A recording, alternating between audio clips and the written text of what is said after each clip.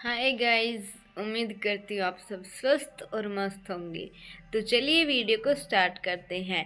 आज का जो हमारा टॉपिक है वो है कि कबूतर घर में क्यों आते हैं, और ये आते हैं तो इसका क्या संकेत होता है। मतलब ये अच्छे होते हैं या बुरे होते हैं, मतलब इनका आना हमारे घर के लिए शुभ होता है या अशुभ होता है। आज हम इस विषय पर चर्चा करेंगे। आपने बहुत बार देखा होगा कि किसी के घर में या फिर स्कूल में या फिर किसी भी जगह पर कि जो कबूतर हैं वो अपना जो डेरा है वो वहाँ डाल लेते हैं, वहीं पर रहने लगते हैं। जैसे किसी के घर में या किसी स्कूल में या फिर किसी हॉस्पिटल में आपने बहुत बार ये देखा होगा कि कबूतर अपना वहाँ पे जो है घोंसला बना लेते हैं। कबूतर जो होते हैं वो मतलब पेड़ पे या फिर और जो पक्षी जहाँ पर घोंसला बनाते हैं वहाँ वो क्यों नहीं बनाते। तो जो कबूतर होते हैं वो हमारे घर के लिए कितने शुभ या कितने अशुभ होते हैं, आज इस विषय पर हम चर्चा करेंगे। तो इसी विषय को आगे बढ़ाते हुए मैं आपको बताती हूँ। जैसे एक बार जो शिव होते हैं, महादेव होते हैं, वो अपनी तपस्या में लीन होते हैं कैलाश पर्वत पर। फिर वहाँ पर जो है नारद मुनि जी आते हैं। वो उस जो शिव है उससे पूछते हैं कि घर में जो कबूतर आते हैं वो शुभ होते हैं या अशुभ होते हैं। बहुत सारे जो व्यक्ति हैं, मनुष्य हैं, उनका ये प्रश्न होता है कि जो हमारे घर में कबूतर आ जाते हैं तो इनसे क्या होता है, घर में हानि होती है, लाभ होता है, क्या होता है। तो उस विषय में फिर जो नारद जी हैं वो शिव से चर्चा करते हैं, शिव से पूछते हैं। नारद जी की बात सुनकर फिर जो तपस्या में लीन महादेव जी हैं वो बताते हैं कि जो घर में जो कबूतर आ जाते हैं वो शुभ होते हैं या अशुभ होते हैं। इस विषय में फिर वो आगे नारद जी को बताते हैं। फिर इसी बात पर गाइज हर हर महादेव जरूर लिखें, क्योंकि जो लगभग जितने भी व्यक्ति होते हैं, जो मनुष्य होते हैं, उनके फेवरेट महादेव होते हैं, लगभग के होते हैं महादेव। तो please guys her her Mahadev comment में ज़रूर लिखें, और भगवान आपकी मनोकामना पूरी करे जो आप इस साल चाहते हैं। इसी विषय में फिर मैं आपको बताती हूँ कि फिर महादेव जी हैं, उन्होंने नारद जी को बताया कि कबूतर जो होते हैं वो घर के लिए शुभ होते हैं या अशुभ। फिर उन्होंने बताया कि नारद जी आप इस विषय में मैं बताता हूँ आपको कि आप वैसे तो समझ नहीं पाएंगे, मैं आपको एक कहानी के माध्यम से बताता हूँ कि कबूतर कितने शुभ और कितने अशुभ होते हैं। फिर जो शिव जी हैं वो नारद जी को बताते हैं कि एक बार एक किसान था। वो कहानी के माध्यम से नारद जी को सारा जो विस्तार से बताते हैं। तो कि उन्होंने बताया कि एक बार एक किसान था, उसकी एक पत्नी थी, बच्चे थे। वो है ना बिल्कुल नॉर्मल सा किसान था। उसके 2-3 एकड़ ज़मीन थी, ज़्यादा ज़मीन नहीं थी। वो बस अपना बच्चों का जो है पेट पालता था, बस इतना ही गुजारा होता था।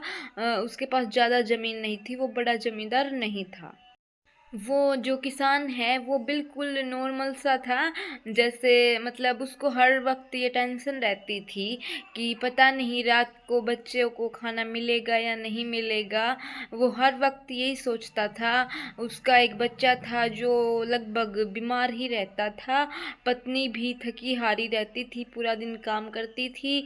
वो भी खेतों में काम करता था सारा दिन। और मतलब 2-3 एकड़ ज़मीन थी, कुछ ज़्यादा ज़मीन भी नहीं थी। फिर वो मतलब अपना गुजारा करता था, बस इतनी ही उसके पास ज़मीन थी। उसके घर मतलब उसका घर ज़्यादा बड़ा भी नहीं था, बिल्कुल नॉर्मल सा छोटा सा घर था। ज़्यादा मतलब कुछ ज़मीन वगैरह तो थी नहीं, तो घर भी बिल्कुल छोटा सा था उसका। और वैसे भी मतलब बिल्कुल जो गरीब जिसे बोल सकते हैं हम, वो था वो किसान, वो इतना गरीब था। फिर शिव जी उसको, नारद जी को इस जो किसान है उसके बारे में बताते हैं।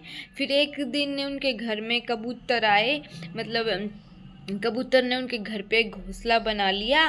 फिर उसके घर में जैसे निर्धनता आती रही। फिर जो उसकी पत्नी थी वो बोली कि भाई क्या करें इन कबूतरों का, ये जो कबूतर हमारे घर में आते जाते रहते हैं, ये ठीक है हमारे घर के लिए या नहीं है।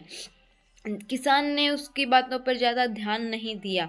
बोला कि ये भी पक्षी हैं, हमारी तरह गुजारा कर रहे हैं, कोई बात नहीं, अगर यहाँ रह रहे हैं तो हमें कोई दिक्कत नहीं है, हम रह रहे हैं तो ये भी रह लेंगे, ज़्यादा दिक्कत नहीं है। लेकिन उसकी पत्नी को वो बात खटकती थी कि हमारे घर में कबूतर क्यों आते हैं। फिर उसकी पत्नी जो है वो भी बीमार ही रहती थी, बच्चा है वो भी, क्यों, खाने पीने को इतना ज़्यादा कुछ था नहीं, तो वो ज़्यादातर भूखे रहने की वजह से बीमार ही रहते थे। फिर उसकी पत्नी जो है वो चिंतित रहने लगी कि कबूतर क्यों आते हैं, क्यों है, ये है वो है, ऐसा कुछ सोचती थी पूरा दिन। उसका जो बच्चा है वो ज़्यादा बीमार होने लग गया। फिर जो कबूतर है वो, मतलब वो, उसकी पत्नी थी, वो कबूतर से ही ज़्यादा चिढ़ मानती थी कि भाई क्यों आते हैं, क्यों आते हैं, वो चिंता करती रहती थी पूरा दिन। फिर उसके घर में वो लड़का एक दिन इतना बीमार हो गया कि बिल्कुल मरने की कगार पे आ गया। वो उसका लड़का, किसान का लड़का, वो बिल्कुल ज़्यादा दिक्कत में आ गया था, मतलब बस मौत के मुंह में बस जाने ही वाला था। तो उस जो किसान है उसने पहले कबूतरों को, मतलब कबूतरों की जो बात वो उसकी पत्नी बताती थी उस पर ध्यान नहीं दिया। फिर उसका लड़का जब बीमार हुआ तो उसने एक जो संत महाराज थे उसके पड़ोस में रहते थे, उससे पूछा कि भाई हमारे घर कबूतर आते हैं और लड़का जब से ज़्यादा बीमार रहने लग गया, तो ये हमारे घर के लिए शुभ है या अशुभ है, आप बताइए। उसने, उस किसान ने संत से पूछा। संत ने बताया कि तुम्हारे घर कबूतर इसलिए आए हैं क्योंकि तुम्हारे घर का जो माहौल है वो शांत है, उसमें कोई चहल पहल नहीं है, शोर शराबा नहीं है, इस वजह से तुम्हारे घर में ये आए हैं। और तुम ये मत समझो कि ये तुम्हारे घर के लिए अशुभ है, क्योंकि कोई भी पक्षी किसी के अशुभ या शुभ का संकेत लेके नहीं आते हैं। वो तुम्हारे घर में शांति थी, शांति का माहौल था, इस वजह से उसने कबूतर ने घोंसला बना लिया।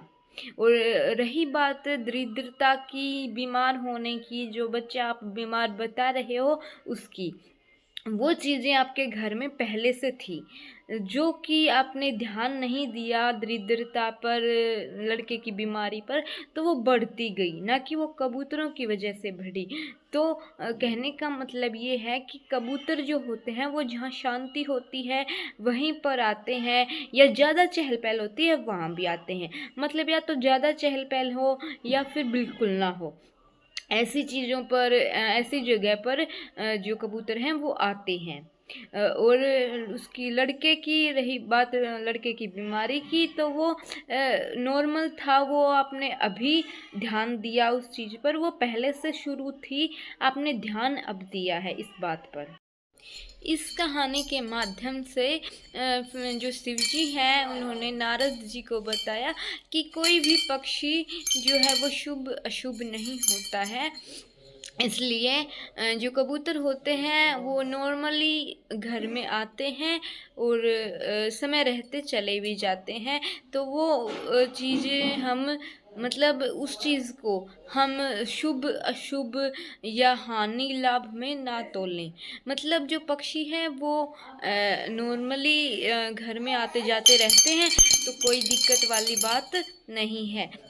ये सब शिव जी ने नारद जी को बताया कि ये चीज़ें लाभ हानि से ना जोड़ें। तो मतलब आपके घर में अगर आ रहे हैं कबूतर, या आपके स्कूल या हॉस्पिटल वगैरह में कहीं भी आ रहे हैं, तो वो दिक्कत वाली बात नहीं है। ये सब शिव जी ने नारद जी को बताया। उम्मीद करती हूँ आपको ये वीडियो पसंद आई होगी। प्लीज़ गाइज चैनल को सब्सक्राइब करें, वीडियो को लाइक करें। Thank you. फिर मिलते हैं अगली वीडियो में, तब तक के लिए धन्यवाद। पानी से ना जोड़ें, तो मतलब आपके घर में अगर आ रहे हैं कबूतर या आपके स्कूल या हॉस्पिटल वगैरह में कहीं भी आ रहे हैं तो वो दिक्कत वाली बात नहीं है। ये सब शिव जी ने नारद जी को बताया। उम्मीद करती हूँ आपको ये वीडियो पसंद आई होगी। प्लीज़ गाइज चैनल को सब्सक्राइब करें, वीडियो को लाइक करें। Thank you. फिर मिलते हैं अगली वीडियो में, तब तक के लिए धन्यवाद।